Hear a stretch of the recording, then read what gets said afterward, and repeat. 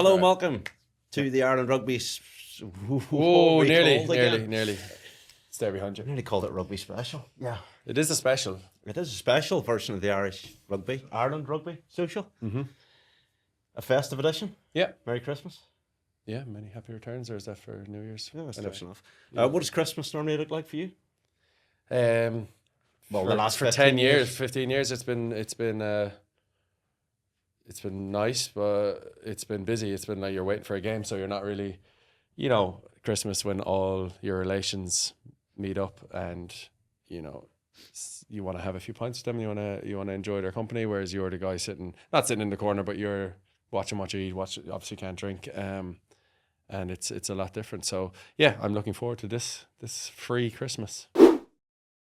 I've got 10 jerseys for you throughout your career, and basically shut up, try and figure out why we're showing you that one. Yeah, I reckon I should. And then we'll do a bit of a reveal it, and then any crack, any stories from that time, talk about it. Yeah, happy enough. Tell us this jersey first. Red, black, and blue hoops. Who's this? This is St Munchin's College, my secondary school. And this jersey is from our Senior Cup campaign in 2006. There's the sensational photograph. There. Oh, is that going to be on it too? Wow. That Not was for our something. listeners, but Yeah, for the YouTube. So there you are with long hair and no stubble. No stubble, yeah. That was the Senior Cup squad. Where is the man himself? There. Keith Earls. Yeah. 3 along. He may as well have been in the team photo on his own. He literally won that Senior Cup for us. That jersey specifically, in school, you get, that's a special jersey to get because it's a Senior Cup jersey. You've made a Senior Cup team squad. I didn't actually get to play in the Senior Cup, unfortunately. That was the bench when Peter O'Mahony was on the bench, bench. unused sub, and no medal, but we had some that was like I'm just looking through the guys there. A lot of lads did well after that. Just you two played for Ireland though. Yeah, and you wouldn't have thought it back then. Earlsey was always going to play for Ireland. Earlsey was always just on this trajectory. So me at that age was someone who was like, yeah, this is great. This is as big as it is going to get. And then, so I was just happy to be involved in that squad and that journey and watch Earlsey do his thing. And playing Senior Cup rugby, as many people will know, is a pinnacle moment in school. It's just the buzz around the school, going to Thomond Park. The school the pupils are all going to walk in after the big lunch, the big break at 1 o'clock or whatever, and come and watch you play or watch you sit on the bench. I was just sitting with them basically.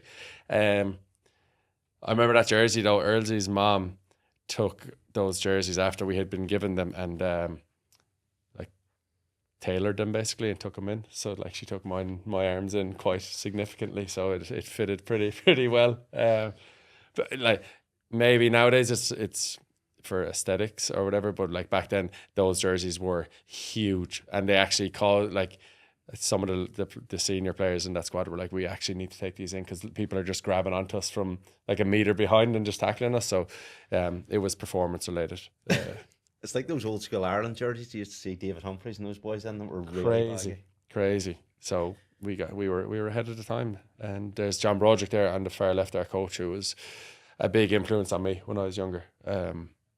He was like a galvanizer of a coach and would just give these unbelievable speeches before any, like even the friendly games during the year when like a Black Rock would come down from Dublin and play us, and then he'd just have this storyline of, these guys are way ahead of you, they'll look down on you, and like you're publicly schooled and all this stuff, and we would go out frothing at the mouth to play these lads. What a guy, and just gave me a few chats when I was starting off at this age to say, keep it up, you've got something anyway. It wasn't. I didn't really understand the potential at that stage, but him and a few more in that school were very good to me. Not enough to start, but something. Not enough to get on, but you have something. You're really good. Earlsey's got the same haircut there as he had through his entire career. That's the exact same one he gets, yeah. He did his entire life. He did change it up a little bit, and went for like longer hair on top and he'd gel it to the side, and he thought he looked like Matthew McConaughey. Or Ronan Keating, you say. So either of the two. That's Well, speaking of which, that's a boy band haircut you have. Yeah, no, I think that's when I was still cutting it myself. Yeah, I would have been coming up to leaving cert age, so that was probably a year before I did my leaving cert. So 5th and 6th year, stopped getting haircuts and bought myself a pair of thinning scissors and would just hack into my hair. Don't know what. Yeah, I was a bit skateboard kind of era at that age. So Earlsy, naturally, he just didn't talk to me until I got into Munster with him. I genuinely probably didn't talk properly to Keith Earls during that time, and now we're very close. Because he was a very young Lion. I think he probably went to the Lions not far after that. 2009, wasn't it? Yeah, that 3 tour? years. Yeah, 3 years after that. Yeah. So he just went. Yeah. So like, he'd only come in based around training. Like you'd see he was one of the few students who would drive. So he'd drive in. Yeah, I can say it, after lunch. Like wouldn't go to any classes. Come in after lunch, cause mayhem in the corridors, and then go out and play a game or go training. And that was. He kind of had the rule of the hallways with our captain, Ger Slad. The two of them walking around the hallways in St Munchin's was people literally just get out of the way for them. Where did he play? Wing, centre? Centre, yeah, 13 that year, yeah. 13, goal kicker, everything, yeah. Golden balls. So that was pretty much the start of. Not big time rugby, but like, you know, senior cup is like a big thing, and then that's probably where I started to fall in love with rugby. Yeah, at St Munchin's College. Yeah. You still had no idea you were decent? No, just enjoyed rugby, enjoyed the training. The training for a senior cup is class because John Broderick would take you out like winter mornings, like running hills and like real hard old school training, and there was a real bond with that team. You know, that was a really tight team, and there is a reunion very shortly for that squad in 2026. You're still in touch? There was a WhatsApp group literally set up a couple of months ago, and you'd still be familiar with a lot of these lads and where they are in the world. So it'd be cool to relive that. So that'll be 2026. So a year for Keith to sort out the hairdo. Yeah, Matthew McConaughey will be going to the reunion. Okay, Jude, next up. Aha, Sky Blue, Garryowen. Yeah. So John Broderick coached us in school, and then he went and coached young Munster, and there's the hair now in full flight. Yeah. There's me trying to tackle Andrew Conway. That's a great shot. He'll enjoy that. 2009, yeah. So after school, I was in school another year for 2007. Went to young Munster for 2 seasons where we had a ball. Like we played under 20s, and I played senior young Munster for a year, and it was the main bulk of that squad from school went and followed John Broderick to young Munster. So like it was just a natural, because I wouldn't say under pressure to go to Garryowen, but like my granddad played with them. I played with them when I was younger. So for me to go from school to young Munster for 2 years was controversial.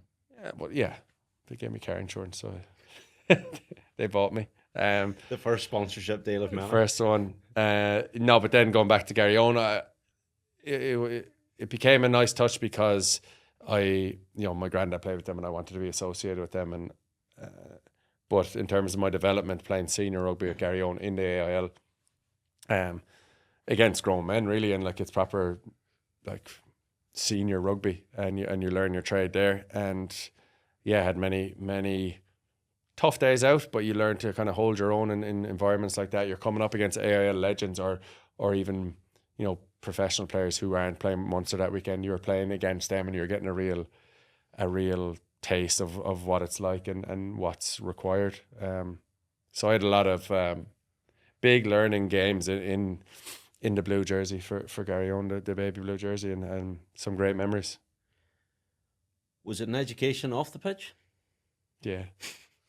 That's senior rugby, isn't it? Yeah. Like I remember that. I remember they're going up the country to Dublin or further up north to play the northern teams, and like their long journeys home. Bus trips. Their long bus journeys home, and they're class. I don't know, there's just a real like a club team, the tightness of it. You go up on a Saturday and you get a good win in the AL to have to kick off, and then you've got a 5-6 hour bus journey home. And one of my mates, Lorcan Burke on that team, on the Garryowen team, he class fullback. He had a bar in town in Limerick, so we would literally just get the bus home. We'd have our going out clothes in our gear bag. So you pack for the AL game with your rugby gear, and then your going out clothes, and then you full get suitcase. Full suitcase. You get change, and then the gear bags would be dropped off to the clubhouse probably, and you'd just be dropped off in the middle of Limerick City. And his pub at the time was a big rugby pub, so like the Shannon lads would be in there, the Garryowen lads, Munster lads would be in there, and you'd all be chatting about how your games went, and did that on repeat for a while, and it was great days, class days. I loved it. Did that prepare you for professional rugby in a way? Not the drinking side of it. Not the drinking side of things. The growing up side of things, and the AL is tough. It's hard to play in the AL. Like, it's a tough league. It's a high standard, and especially going in there as a 20, 21 year old, and it's a real sink or swim. You know what I mean? You've played underage and you're looked after, whereas it feels really quick to all of a sudden be like, right, you're playing senior rugby now. You're playing against grown men, and a lot is probably expected of you because you're in a professional environment. You're coming from Munster. You're training with the Munster senior team, and you've come back to your club. And I remember Coach Ray Egan. He was involved with Munster and Garryowen, and he was like, when you go back and play with Garryowen at the weekend, even though you're just starting, you kind of have to stand out. People need to see that you're different, or you're coming from a professional environment. So there was that. Some of those boys are working during the week. Yeah, exactly. And you're like, there's not that you've no excuse, but like more is expected of you. You know, like, oh, he's from the academy. So now even coming into your own team, like they're like, all right, you lead us today, or you need to set the bar here. So it did, yeah. I like, and you got a lot of. I remember playing with Garryowen, and I was goal kicking, and like a lot of responsibility on your shoulders. And at that stage, AIL was a, crowds were pretty big. I know not as big as the olden days, but remember a few times we played Shannon, and we called it Friday Night Lights. It was in Garryowen a couple of times in Doyle, and it was like 4,000 or 5,000 people at it, and you're like, this is proper. This is proper taste of what yeah, it's and like. you're starting. For me, I was goal kicking. I was, so like there's a lot on your shoulders here, and they're big events. They're big games, and they still are. But back then, there was something else to it. Like the rivalry was huge, and prepared you for the next step. It's a very crucial step in my opinion, that I had to go through. Are there still ties there? Did they have shirts up? Do they like having you back? Yeah, I sent a jersey out there recently. So yeah, something like in the main dining room or the bar area. There's jerseys with like David Wallace, Keith Earls. He probably has a jersey in every club in Limerick. He managed to tag out for. Like legends, Keith Woods of the world, like their jerseys are hanging up in the bar area. So like for you to have yours, like even starting off there, you're still not sure where you're going to go, how far you're going to take it. So now sitting back after you finish the journey and your jersey's up there, and they actually have it. I played on Irish under-20s that year with that hairstyle. So there's a picture of me in my Irish under-20s hairstyle in the bar area in front of everyone. So I might need to try take that down and put up a different one. The hairstyle looks quite good in one element of the photograph, but in the there, back, it looks great on the left when he's watching. Thank YouTube. you. On the right, it's not great. I know, that's literally because it's been. I remember. It's a lot of. So I told you I got a tinning scissors, and I would just hack away at it. And then I went eventually and got a haircut from a professional hairdresser. And I remember after this photograph, she was like, "What have you been doing?" Literally, it's going to take like 5 or 6 cuts to like repair your hair. So I'd obviously hadn't been looking after it. So yeah. All right, the Garryowen days and the long hair days. Yeah. Let's move on then, Jude. There we are. Munster. Old school Munster. That jersey is from the 2009 season. 9-10? Yeah. But I want some more specific that happened that year. All right, Jude. In 2010. Do you want to come and sit here? No, pass. 2010, first cap, obviously. Yeah, against Connacht. Yeah. Yeah. Although, Jude, I did wear that jersey for my first unofficial cap that summer. Back in your box, Jude. We played Sale Sharks in Cork, and I got to wear senior jersey for the first time. But then that April the 19th against Connacht, I think. Wow, that's good detail. Because it was my 21st the day after. There you go. Played again. Like minutes were few and far between here, because I remember it was Zebo's first cap. He started and played the whole game. That's how first cap would be. You'd like it to go. So Peter Stringer was starting. He got a cut on his head. Went off for about 40 seconds. I came on. Connacht had a line out. They went off the top, kicked it down on top of our winger. Our winger knocked it on. It was a scrum to Connacht. And I was like, right, I'm kind of in the game here now. And then the ref was like, 21, you're off. Get it back home. The strings had just got like a quick wrap around the head. And I'd say we're less than a minute. But nonetheless, I remember being proud as punch going back to Patrick's Well that night. And we had my parents had kind of a surprise party booked for me. And being proud as punch that I played for Munster that day. Yeah. Well, there was something else that I found. All right. From 2010 that I wanted to hear your thoughts on as well. It was. Oh, yeah. Game. There you go. Sorry. So that's in between both? Yeah. Yeah. So this is the win against Australia. Win against Australia at Thomond Park. There's Nick Phipps, yeah. A famous night in Thomond Park, playing an international team. One my granddad obviously got to play in. Is that what you're looking for, Jude? My granddad played I just in wanted that. to hear about No, it. he didn't know that either. Did you not? Don't give him that much So I have a credit. photo in my house. It's a cool photo because again I didn't get on for long in this game either. Like it comes later. My granddad played against Australia in the Mardyke in Cork in God knows 70 something maybe around then. And then I knew that going into this game that he had done that. And for me to do it that night against Australia was pretty special to do that. And now we have his photo in my house of him in black and white playing in the Mardyke, and then we have this is an exact photo underneath it. So something really cool to tie in with my granddad. Was he a big inspiration for you? Huge, yeah. He's the only rugby link to the family, really.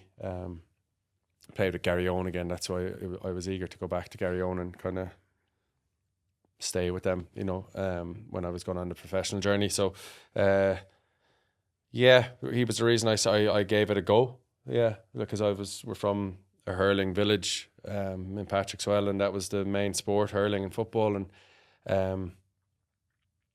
I was always aware that he had played rugby, and but where we lived, it didn't really feel like a thing that would be for me. And then eventually I said I'd give it a go out in Garryowen underage, under 9s and 10s, I think was at the start, and gave it a go. And funnily enough, didn't really like it for a few years and hung up the boots early, and then went back to it. And being he played with Garryowen and Munster. He was unlucky by all accounts not to get a cap for Ireland. He had Irish trials.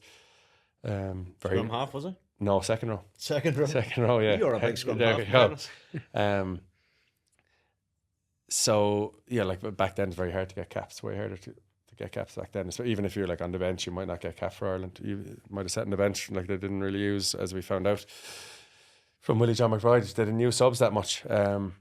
So yeah, to play for Ireland while my granddad was still alive and go back to Corbally with the cap and show him I'm 22 and kind of not, I'm still aware, but like looking back now, like he was really proud of a photo in his tiny garden in Corbally in Limerick, with him holding the cap. And for him especially, I would say that was for me it's really, really cool. But for him to see his grandson be able to go somewhere where he was very unlucky not to go to was something I'm very proud of. And timing wise, before he passed, be able to go back and show him that. That's very cool. Jude, off we go. Next one. Aha. First cap, Bordeaux. Correct. White Ireland jersey. Yeah, hair Luxurious. Yeah, getting better. Well, No, not a little really. bit more structure. Yeah. Yeah. You do look very boy bandy in that. I know. photograph. You see, see the boots, they're like the first. So I went into Irish camp and then I started getting boots off Adidas that summer, and then they were the boots that were out for the World Cup. And I remember going to France and being buzzed about getting my first cap, but then putting on the boots and like you can see the socks are like fully white pretty much and the jersey's white, so it just looks real, like you're a soccer player almost. I remember like putting on the boots and be like, I don't like look, a spice boy. yeah, I don't look hard enough here. But then I looked over at Earlsey and Earlsey had the same boots as well, so I was like, I'm fine, I'm allowed to wear them. So, but he had a skinhead. yeah, I didn't. Yeah, it's true. And he's a bit pastier than me, so he probably got away with it. Yeah, that was special day. How were the nerves? I don't know, man. Yeah, I just enjoyed it. I don't know, like nerves come at different times and that. I know you would assume first cap you'd be off the walls. Now the night before this my first cap, so it's in Bordeaux, and I'm gravitating towards like Earlsey and Felix Jones, like just lads who aren't that much older than me.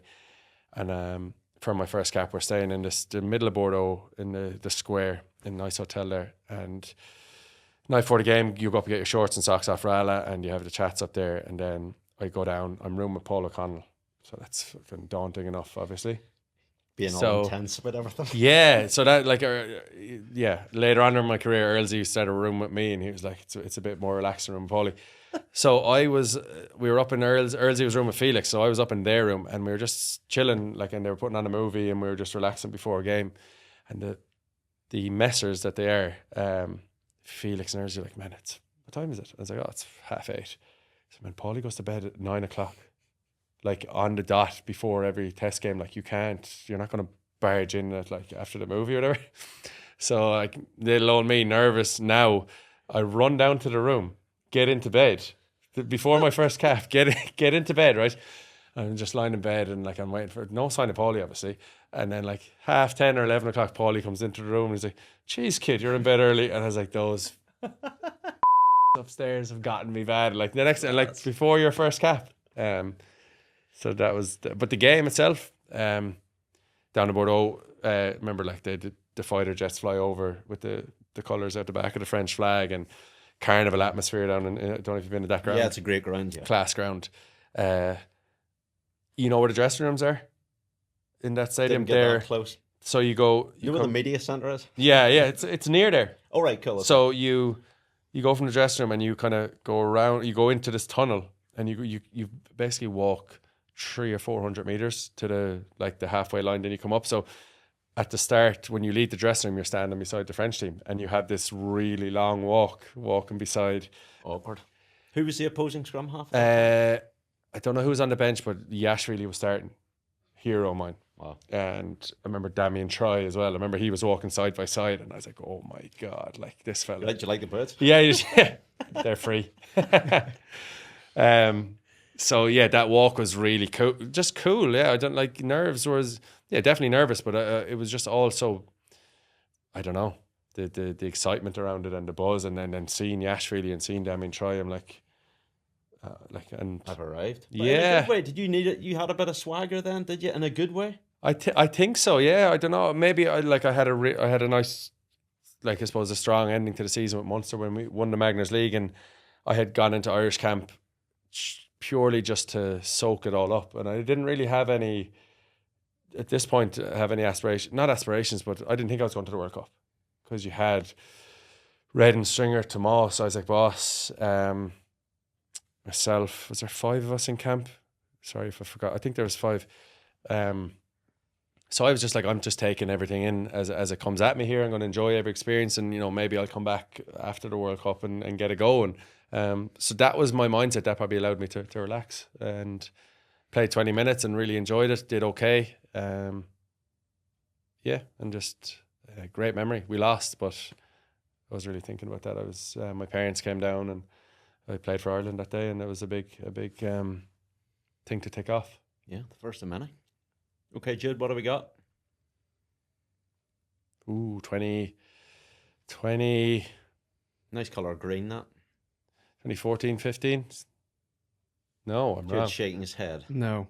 And again, bit like that. It's the 2015 World Cup. No. Beyond it. That's This is next like a game season. of charades. That's the 2016 Six Nations. But again, a bit like that Munster one, There's something to there's it. something specific about one of those games you played in. Okay, in that Six Nations. Yep. I know this, but I don't think you'll get it. I know who we played at home. We played. I'm not entirely sure you'll care either, but Jude liked it. No, Oh, it really? was a bit of fun. Well, I mean, it's interesting. I don't know. You're gonna. Yeah. This is the Okay. theme of the episode. Like You it get to. on there, Jude. The only career draw you had for Ireland, and I wouldn't have got that. No, and you also and rightly so. only player to score for Ireland in that game as well. So it was just a little double up. Go away. Yeah. Remember. Do I care? That's Dave off. That was the only draw. Yeah, the only draw you ever had in an Ireland jersey. Really? Yeah. There's Dev watching. Dev Dev. Turner watching Big from Dev. a distance. If you, Barnett on Dev there. yeah, I know. Pre-skinhead. That was Wales, Italy, and who were the other? Scotland at home. Yeah, I mean, yeah, that was. Remember we talked about like the mindset of scoring tries. That was, I think I scored 3 that Six Nations. That was a big thing because I was conscious that I wasn't scoring enough, and that was kind of in my head. I remember saying as we left the Shelburne after the last game, he was like, "You were our top try scorer for the Six Nations. Well done." And he wouldn't usually. Because I think I had a 1-on-1 with him before, and I was like, that's a part of my game I want to get better at. So did you have to try and be? Was it decision making? Was it being a little bit more selfish, or a bit more ruthless, or? You could say selfish, but like if you score, then it's probably the right decision, and you, like as long as you're not jeopardizing the team. No, it wasn't selfish. It was just back yourself more. Like Good. there'd be times when you see something's on, and we talked about playing with Rog, and trying to just facilitate Rog. Same with Johnny at this stage, where You're well established at this point. we are well established, but in my head, you're still like he was always the driver of the bus, basically. So yeah, just being confident enough to go on your own little adventures. Yeah, The hair's resolved at this point as well. getting there. It's still a bit high at the back there, is it? But look, takes a while. Progress. Go on, Jude. 2017. Lions. Yeah, that's New Zealand tour, isn't it? Is there significant? Yeah, not happy with the hair there. No. It's a bit high. Yeah. That's when you're in New Zealand and you have to. You deal with what you have. you're taking a risk. You don't know the barbershops too well, but yeah, series draw. Second, well, you did say Ireland was the other draw. You talk about pinch me moments on the way through. So you've got school. You eventually make it to Munster. You Yeah. get into Ireland. What about Lions? Because Lions it's traditionally been the pinnacle. Yeah. Is it weird? Are you confident? Have you got that swagger when you walk into that dressing room with all those other players? I did for this tour, yeah, just because this is my second one, and the one You felt like you belonged? yeah. Started all 3 games as well. Yeah, that was a big goal for me, was to start number one, get a number 9 test jersey, and then try and start all 3. They're very individual goals, obviously. Because I remember Rhys Webb was in the form of his life that year. He was really, really good, and then Gatland obviously went with me for the 3 tests, and Webby on the bench, and yeah, big. I know we drew, and you know, it's very hard to not hard but weird to talk about draws, because draws are funny things, and I feel strongly that, you know, we drew the last game. I know there was a controversy around the penalty New Zealand got, and then it was reversed. But you need to go to extra time or penalties there for a Lion series, because it's so big, it's so long. It's such a big event that a draw just feels weird. Like, look at the team photo, we're all jumped in together and we're sharing. Odd. Sam and Kieran Reid lift the cup together. So like we were all unsure when the final whistle went. We were like, what are we doing here? Are we going to extra time, or what's happening? And I felt it deserved a winner either way. Obviously would prefer if it was us, but no, I'm just very proud of that tour, that I got to start the 3 tests, because 2013 on the Lions, my first one, I got into the test squad for the last 2 tests, which are like test caps, which we're really proud of. But I wanted to go on one definitely and be like, sure. man. Yeah, in a way, yeah, which is very, very important, and very, very proud of it. And I played really well that tour. To be in your peak as well against New Zealand, are the All Blacks always the one that everyone looks to, given the Ireland's history with the All Blacks as well? Yeah. I think it's the ultimate test. Obviously nowadays with South Africa, but we're not far gone, or that New Zealand are always going to be thereabouts at the top of the game. So playing against them in New Zealand, it's the ultimate test. I think physically and mentally, obviously the rugby physical side of it is really hard, but being in New Zealand, there's no getting away from rugby. Like you're there for 6 to 8 weeks, definitely 6, and it's the weather. Like at that time of year, it's their winter. It's tough. It's attritional. You're out in the streets, and it's just rugby everywhere. So It's like hard to describe to people who haven't been in New Zealand Yeah. how obsessed they are with it. yeah, like there's just no getting away from it. Like you're in the hotel, and like it's on most TV channels, like their club games. It's on the news because it's a Lions tour. Like it's everywhere. Everywhere you go, there's rugby fans like chatting to you, heckling you in good nature, obviously, but and it's like I said, it's winter down there. It's dark early. You're in your hotel room a lot. Like it can be a tough time. But that's why I'm probably most proud of it, because you're in, at the time, the hardest environment to go and play rugby, the biggest test. And we had obviously the first game we played some great rugby. I remember Sean O'Brien's try in that first test. He was a rampage during his day, wasn't he? Yeah, incredible. Liam Williams made that break. It was actually one of maybe the try of the year. Liam Williams, hard man to play against. He always fought with Trimby. Oh yeah. Him and Andrew Always Trimble going fought. at it, and he had a nice way about him as well. Even though like he'd be holding you into the ground and stuff and shoving your face into the ground, but he had a great fella, great teammate as well. That's the beauty of that. Like you become teammates with these lads, and you think you're gonna not hate them, but you've had some certain experiences with them, and then they're backing you up, and you're getting tight. So we had a ball on that, because like I said, it was really tough in New Zealand, so you had no choice but to be a really tight squad and create your own enjoyment away from rugby. So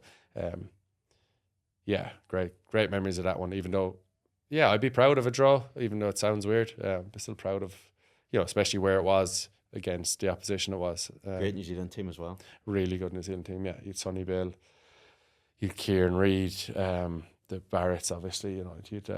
They were stacked like they usually are.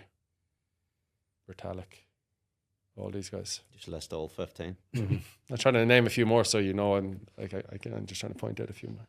Cody Taylor. Yeah, but that is the thing about like there's nobody who walks on an All Blacks team during a Lions test that isn't a legend from that part of the world, because people forget. For those temes, they only get to do it once every 12 years, so it's once in a generation for those guys. Yeah. So it means. Do you feel that when you're playing against them? Yeah. Because it's like you're obviously very rare people get to do it. Come back with the Lions. So I know there's a select few, but really, really special, and it just meant like it's a bucket list thing. You know what I mean? Go on a Lions tour and play against New Zealand, and the win as well. Like to win in Wellington down there, that game obviously was Big Ten Stadium, isn't it? Yeah. Sonny Boys Bill got lost the World sent Cup off. quarter-final there, didn't you?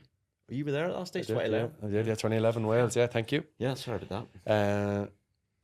That win, especially that win, because there was drama around it. And obviously, Sonny Bill got sent off, but there was, Kyle Sinclair was getting into a few scraps, and there was it had everything, that game. And the way we won it, and the way we held out, that's one of my favourite memories, that Lions game against them in Wellington. And then the draw the next week just felt like an anticlimax because of the drama in Eden Park. Week 1, Wellington the week after, and then back to Eden Park, and you just kind of walk away and shake hands. I don't think you should have a playoff. Did you go out with them after that? No. We had a few beers upstairs, and there was I think there was a function afterwards, and then we kind of went our separate ways, and then we went out. Hit the release valve. The day after, the Sunday, we went and got a boat out to Waiheke Island. There's a vineyard out there, and we set up camp there for the day, which was good. And that was the first time I actually texted my wife. now wife was my first risky text message I sent Really? after a couple of glasses of wine deep in Waiheke Island. So yeah, plenty to remember out of that. Wow, and that worked out all right. Yeah, it was a brutal text message. It was terrible, but she gave me a pass on that, thank God. Okay, Jim, we'll leave it there next. Yeah. Grand Slam 2018. Yep. What a year. Yeah. The party year. Yeah. Winning on the pitch and off it. Yeah. Absolutely. No, that was just kind of explains itself, doesn't it? Like the Grand Slam, Twickenham, St. Paddy's Day. Very cold day, I remember. Unbelievably cold day. Yeah. Snowed a little bit. Yeah, remember they painted the lines, the perimeter lines of the pitch blue because they were worried that the snow would fall, and they extended the in-goal area. Do you remember this? No. You could see the old white line, and then you saw the new blue line where England wanted a bigger dead ball area, and Jacob scored his try in between those two sections. Yeah. So if it wasn't extended, we wouldn't have scored, and it would have made for a nervy game. That try actually was in the red, or it was it was in, like, it had gone past 40 minutes in the first half, and I might not be fully correct, but the mindset was get to halftime and get it off the pitch, and we just kept playing. I don't know whether it was Johnny or us as a group of players were like, no, like let's have a cut here. I think we had a line out around the halfway or so, and we had a lead, not a big lead. I can't remember the score exactly, but really, let's have a crack. And then Jacob ends up scoring and giving us a bit more breathing space, and that second half was enjoyable because we had enough of a buffer for most of it that you could kind of get stuck into them a little bit, and there was a bit of chirping. Remember I had a little scuffle with Elliot Daly, who I'm quite friendly with, even at the time, and it was just it's just enjoyable. Like, you're going to win a Grand Slam in Twickenham. Remember being unbelievably nervous before that game though. Remember Joanna, that this was her first Six Nations. She had because obviously you'd made the connection. Had made the text in that summer before, and she had been to a few of the Six Nations games, and then she came over, or she was living in London, sorry, and my parents met her at the team hotel the morning of the game, and she came up to drop her bag off or whatever, and I was there and we were chatting away, and she was just like, "Are you all right?" I was, "Yeah, I'm fine." And then I remember she said she went back down to my parents and she was like, "What's wrong with him? Like, I've never ever seen him like this." But big day. That was a big. Yeah, she was just like, "Sure, you've won all the games so far. Obviously, you're gonna." She got like the biggest misunderstanding of what life would be like. Like, because we won every game that year, and obviously in the Grand Slam, you win them all. So she was like, "Oh, sure, I'll just see you after for the celebrations." I was like, "It's not that easy." Because you're playing England and Twickenham, and Twickenham, I said before, was always a ground I went to that made me nervous. Don't know why. Just the aura of it, or the old enemy, or whatever it is. Proper beast of a stadium as well. Yeah. Very concrete, it's like cold, obviously very cold that day, but it's got something that, and in my first few times there, I felt restricted because of nerves. I just felt like I wasn't able to be free or whatever, and I played well that day, and with a lot on the line, that kind of got the monkey off the back in terms of going back there, and we've had a few wins there since. Stockdale had a great year that year, didn't they? Unbelievable. Special year. 7 tries in the Six Nations that year, and he got Player of the Year. Six Nations Player of the Year, yeah. I'm looking at that photograph and I think I see Keith Ehlers with the same haircut. Yeah. Are you sure? Still looking 30. Frozen in time. McConaughey himself. Was that Earlsey's like first trophy with Ireland? Was his first trophy with Ireland? Because he missed out. He missed out in 14, 15, the Six Nations wins. He was, I think he was on the bench in 2009 when they won the Grand Slam, but he hadn't played a minute. So Earlsey been quite humble, and I understand, like, he doesn't really count that as a medal that he won because, well, I count my school's cup medal, but that's just me. But he didn't. I remember we were all obviously very happy, but I remember him just being really content that he had done something with Ireland. Because I remember, like, I was lucky enough he'd been around before me, and I came in and we won the back-to-back ones in 14 and 15. He missed out on both of them. So even going back to Limerick after Six Nations winning, like, he's one of my best friends. and he's missed out again on injury and stuff. So for him to remember, he had his girls on the pitch with him that day afterwards, and it just meant the world to him to have a trophy. And I think that's a famous photo, isn't it? Yeah. Jude will dig that out. We'll have for our viewers. Right, next up, Jude, what do we got? Munster. I know. What year is that? We played Saracens in the semi-final on my 30th birthday. Yeah. Ooh. Yeah. Thanks, Jude. Welcome. There we go. Can all be good, Yeah. Well done. That was that picture. That specific one was the group game. We played them in what's it called now? Allianz Park. Allianz Park, yeah. I think Ty Byrne broke his leg in that game. Pretty sure that's the game it happened. And then we ended up playing them in the quarterfinal in Coventry, I think. And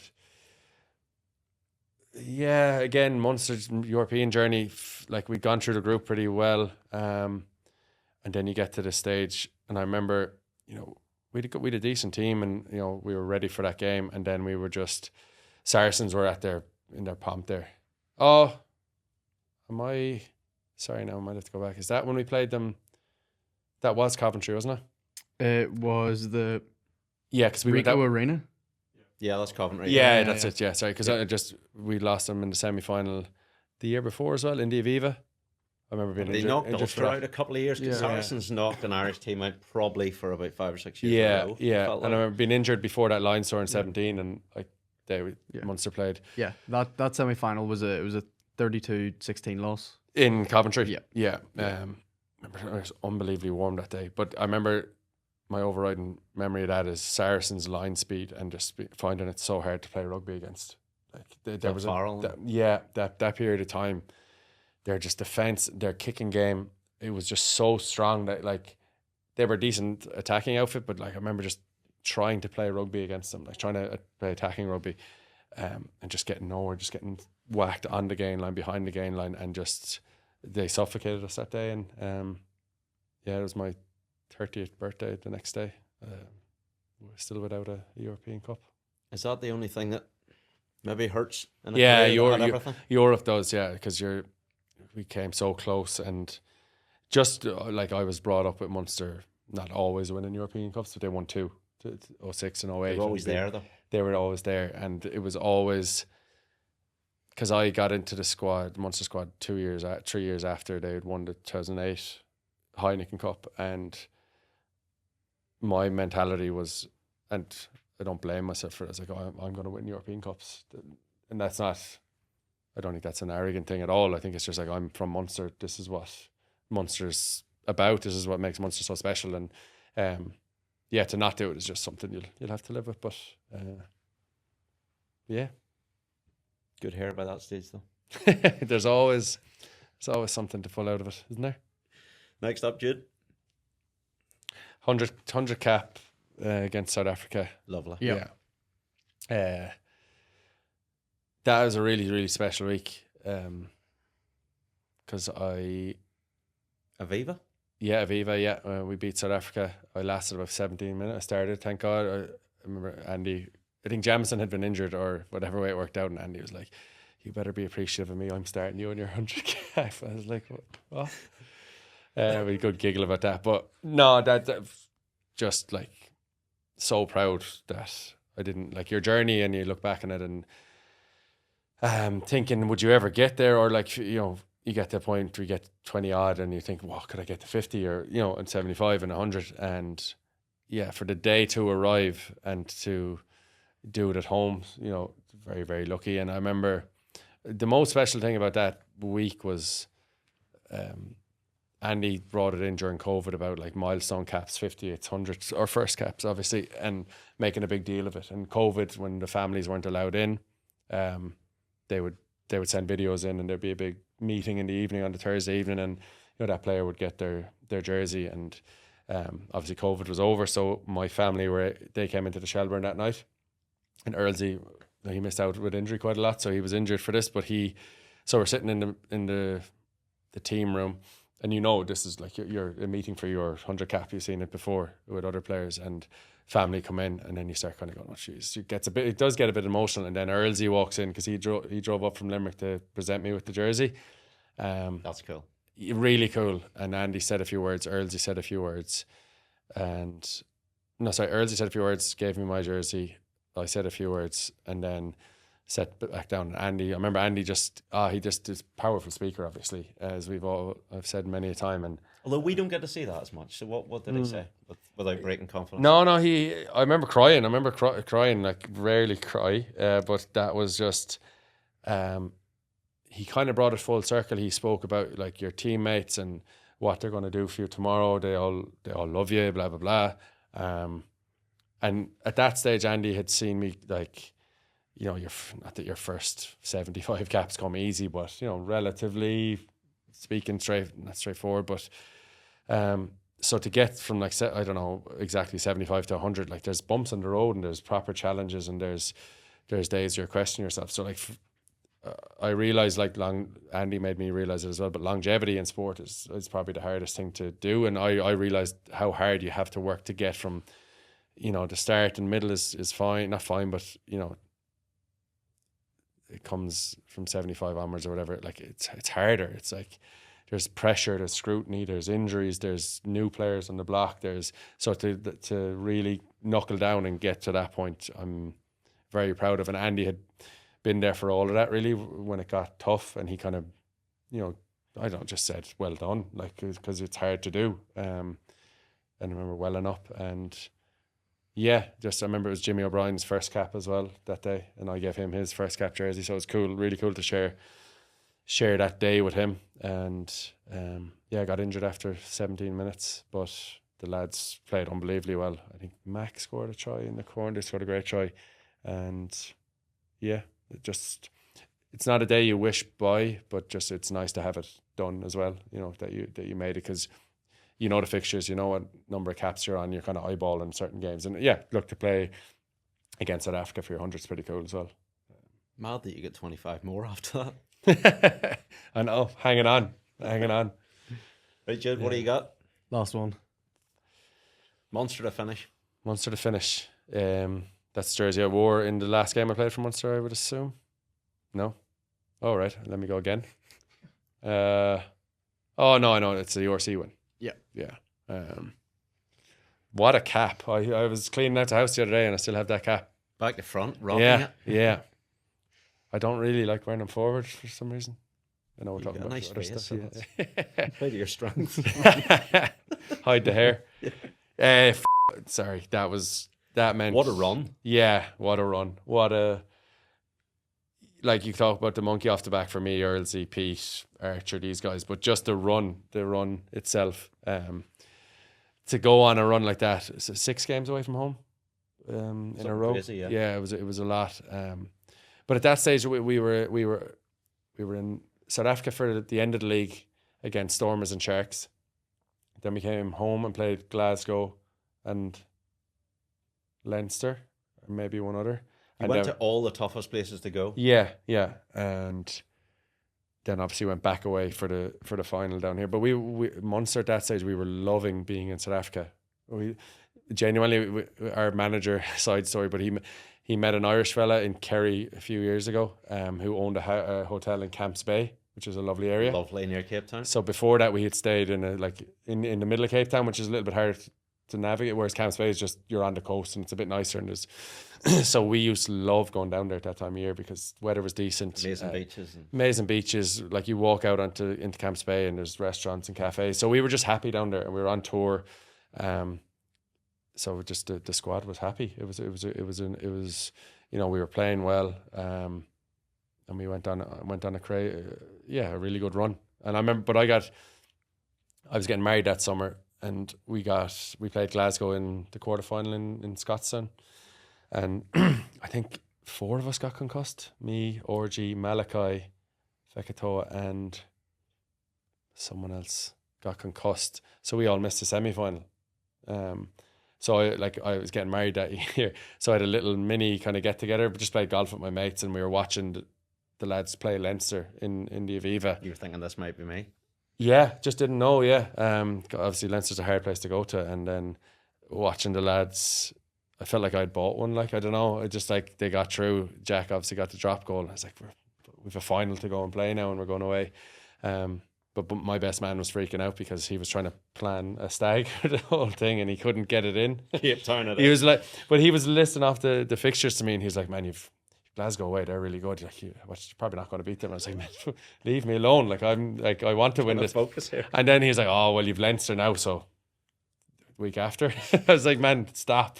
And then we beat Leinster and he had like booked. He had put down deposits in Dingle or somewhere on Airbnb, so he lost a fortune. But yeah, that game was right up there because I came off after like 60 minutes and I remember me and Earlsy on the touchline and you couldn't do anything and you're trying to like, not like Ronaldo in the Euros, but like you're trying to like just will the lads on as much as you can. And John Hodnett scored the winner and I remember just a flood of emotion of just sheer relief.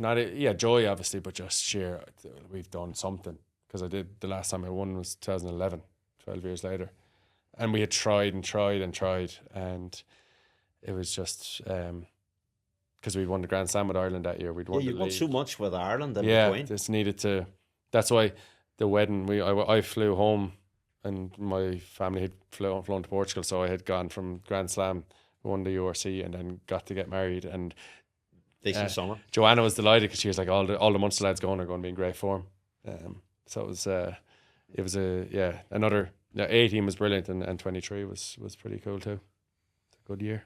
It's mad when you look through all those photos, all the shirts, all the way through. You kind of tot it all up. We know it's been a ridiculous career. But now that you've had a wee bit of time again to think, is it kind of starting to settle in a bit at this point? Yeah, it's settling in now, yeah.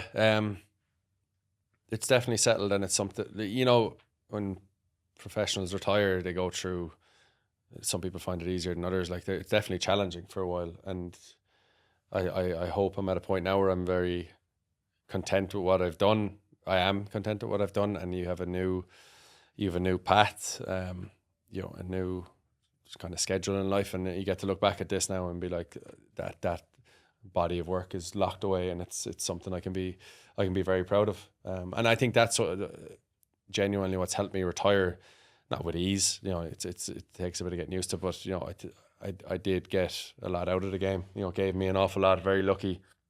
Stayed fit for a very long time and got, like we talk about Earlsy, missing certain events like the back-to-back Six Nations and other things. Whereas I was very lucky. I just, like, luck has a lot to play with staying fit, and I got to stay fit for a lot of those big days. And you could have just easily been injured. So I feel very lucky. You know, I know you work hard and everyone, you know that side of things, but like luck plays a little part of it, and I got lucky as well. And at this time of year, is it unusual for the first time in so many years to be on the other side of Interpro season? Yeah, I'm looking forward to Christmas. My cousins live in Clare and Dublin, are coming home. They live next door. They're staying with their dad next door, so our house is there. We're going to be there as well with my two sisters and all the extended family. So it'll be first time properly being able to enjoy, you know, catching up with family and being able to go and relax and eat whatever you want and enjoy Christmas with your relatives, because I, like, a lot of those relatives, they'd be home for Christmas, they'd be able to go off and go to the bar and stuff, and you're like, I can't, I'm playing Leinster tomorrow. So it's genuinely, I'm looking forward to it, and I'll make sure I enjoy it. Happy Christmas, enjoy. Happy Christmas, guys. Thank you.